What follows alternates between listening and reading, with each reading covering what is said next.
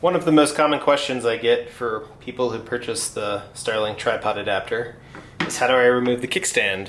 It's not necessarily obvious how it comes out, and the first time I tried to remove mine, I actually broke it. You can see here that I just pulled up too strongly on this bar and it cracked. And so Starlink was nice enough to send me a replacement, but I want to show you the right way to do it. So the mistake I made was pulling my kickstand all the way up and then pulling up on this as hard as I could, and it cracked. And so what you should really do is put 2 fingers in here, but leave this bar down and put a little pressure on it with your thumb. And then you want to pull out, and you want to sort of pull up in a little bit of an arc, and it'll pop right out. So pull up and then out, and it pulls right out.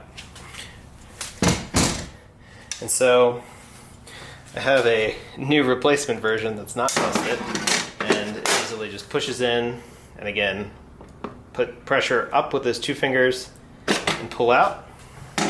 And then if you're adding a Starlink accessory or something like the Starlink tripod adapter, you can easily line that up, press down and in, and then lock that in here in these 2 tabs.